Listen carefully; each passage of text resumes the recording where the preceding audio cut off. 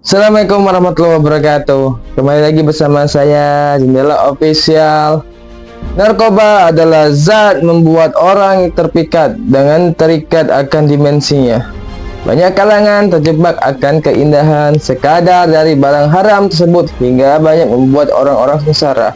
Tentu, apakah kalian penasaran tentang asal-usul barang itu? Pada episode ini akan saya kupas, saksikan.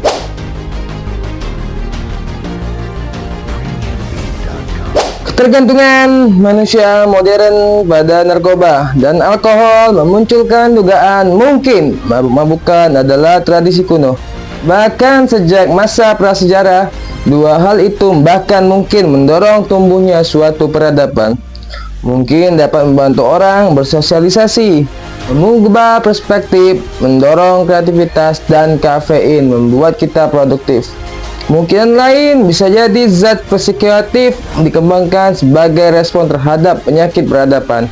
Masyarakat besar menciptakan masalah besar seperti perang, wabah penyakit, ketidaksetaraan dalam kekayaan dan kekuasaan. Mungkin ketika orang tidak dapat mengubah keadaan mereka memutuskan untuk mengubah pikiran mereka. Sayangnya, menelusuri asal-usul kapal manusia membutuhkan narkoba sebagai pengalih pikiran tak mudah. Hanya sedikit bukti arkeologi yang bisa menunjukkan penggunaan narkoba pada masa prasejarah. Ganja muncul dalam penggalian arkeologi di Asia dan diketahui usianya 8100 sebelum Masehi. Datang arkeologi pun menunjukkan opium pertama kali digunakan di Eropa pada tahun 5700 sebelum Masehi. Sejarawan Yunani kuno Herodotus melaporkan orang Skit mulai kecanduan gulma pada tahun 450 sebelum Masehi. Orang-orang menemukan opium dari bunga popi di Mediterania, ganja dan teh di Asia. Namun, bisa jadi leluhur manusia sudah bereksperimen dengan zat aktif sebelum dibuktikan data arkeologis. Batu dan tembikar terawetkan dengan baik, tetapi tanaman dan bahan kimia cepat membusuk. Sejauh ini, arkeologi menunjukkan penemuan dan penggunaan insentif zat psikoaktif kebanyakan berasal dari masa revolusi Neolitik pada tahun 10.000 sebelum Masehi. Itu saat manusia telah menemukan cara bertani dan hidup menetap. Secara historis pun, zat psikoaktif telah digunakan oleh pendeta dalam upacara keagamaan. Sebagaimana menurut Marc-Antoine Cloak, ahli psikiatri Prancis, dalam manusia pada awalnya mungkin menemukan efek psikoaktif dari beberapa tanaman melalui hewan ternak mereka. Tradisi mengatakan bahwa para pendeta Ethiopia mulai memanggang dan merebus biji kopi agar tetap terjaga sepanjang malam untuk berdoa. Itu setelah seorang gembala memperhatikan sebagaimana kambingnya bermain-main setelah makan di semak-semak kopi. Lalu, ada jamur Amanita muscaria yang mengandung zat halusinogen. Jamur ini menurut Cloak telah digunakan dalam ritual keagamaan di Asia Tengah setidaknya selama 4000 tahun. Amanita muscaria memiliki makna religius di India kuno. Anak-anak modern mengenal jamu merah dengan bintik putih. Yang indah ini dari ilustrasi dongeng dan kartu Natalnya. Jelas kok.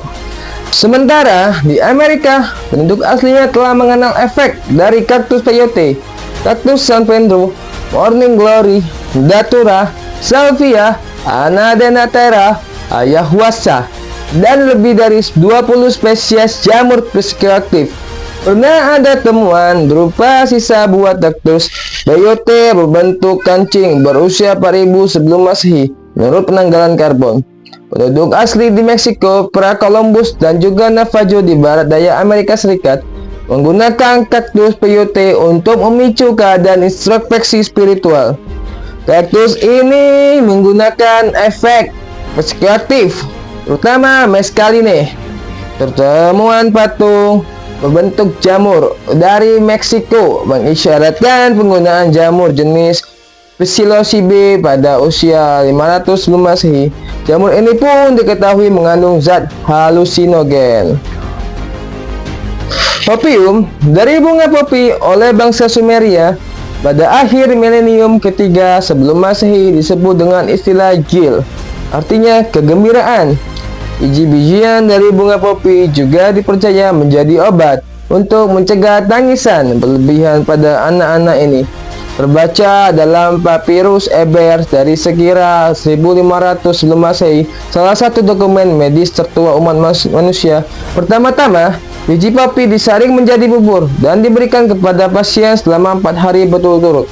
Stewart Earls dalam The First of Everything, A Celebration of Human Invention mencatat, pada Celsus sekitar 1493 sampai 1541, alkimiawan dari Swiss adalah yang pertama kali meresepkan laudanum atau ekstraks alkohol dari opium pada tahun 1525. Resep ini untuk obat penyerda nyeri. Tetapi juga orang-orang asli Amerika juga menemukan cara menghirup tembakau dan halusinogen melalui hidung. Mereka adalah orang pertama yang menghirup narkoba, praktik yang kemudian dipinjam oleh orang Eropa. Rock berpendapat persoalan kehilangan kendali dan penyalahgunaan zat-zat aktif mulai menjadi bahan diskusi pada abad ke-17. Isu-isu yang diperdebatkan seperti apakah kecanduan itu dosa atau penyakit, sehingga mana yang perlu dilakukan, pengobatan moral atau medis. Didiskusikan pula soal apakah pemakaian zat aktif ini berkaitan dengan kerentanan dan psikologi seseorang. Diperdebatkan juga apakah zat ini harus diatur penjualannya atau tetap bisa diperjualbelikan secara bebas. Pada awal abad ke-20, ensiklopedia di negara-negara barat masih menyatakan bahwa orang dengan kesehatan mental dan fisik yang baik dapat menggunakan opium tanpa resiko ketergantungan. Namun, opium adalah contoh dari zat yang pola penggunaannya berubah pada beberapa abad terakhir. Dari obat yang digunakan untuk menghilangkan rasa sakit, dari anestesi menjadi zat yang terkait dengan penyalahgunaan dan ketergantungan. Sama halnya dengan metode fermentasi gandum yang mengandung pati dan untuk kemudian menghasilkan bir dengan kandungan alkohol sekira 5%. Proses fermentasi yang sama dengan anggur menghasilkan kandungan alkohol hingga 14%. Orang bisa minum alkohol dengan kekuatan 50% dan lebih, membuatnya lebih mudah untuk mabuk. Demikian pula rokok yang memungkinkan nikotin dapat diserap dengan cepat. Pada era kolonial, revolusi industri dan perdagangan internasional, kecanduan menjadi masalah kesehatan masyarakat global. Pada abad ke-18, potensi kecanduan opium diakui ketika sejumlah besar orang Tiongkok menjadi kecanduan. Pemerintahan Tiongkok berusaha menekan penjualan dan penggunaannya. Di sisi lain, di Eropa, kelas pekerja terancam pula oleh kecanduan alkohol. Emil Kraepelin, psikiater Jerman yang berpengaruh besar pada pembentukan psikiatri modern, menjadi salah satu yang memerangi alkohol. Dia menerbitkan data psikometrik pertama tentang pengaruh teh dan alkohol pada awal 1890-an. Sebagai hasil dari penelitiannya, dia sampai pada kesimpulan bahwa kecanduan alkohol kronis memicu lesi otak kortikal yang menyebabkan penurunan kognitif permanen. Sigmund Freud, ahli ilmu saraf kezaman dengan Kraepelin, kemudian melakukan pendekatan psikologis terhadap efek kecanduan. Konsekuensinya, kecanduan alkohol, opiat, dan bahkan perjudian telah dikelompokkan bersama di bawah penyebutan yang sama.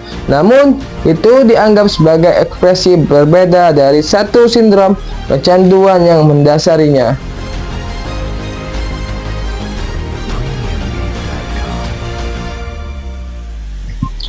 Pembahasan yang menarik seputar asal-usul dan sejarah penggunaan narkoba. Apakah kalian tahu efek yang mendasar dan memuncak dari barang itu? Banyak korban yang berjatuhan, dari musisi, pelawak, artis, dan pejabat, dan lain-lain. Tentu kalian juga harus tahu dan lebih bijak dalam menentukan arah langkah kalian dengan tidak mendekati barang itu. Sekian dari saya ucapkan terima kasih. Jangan lupa subscribe ya, agar kalian tidak tertinggal info-info langka dari sejarah-sejarah yang ada di dunia. Silahkan komen juga untuk request topik yang akan dibahas. Saya Jendela Official, mohon undur diri. Saya ucapkan terima kasih. Wassalamualaikum warahmatullahi wabarakatuh. Semangat pagi.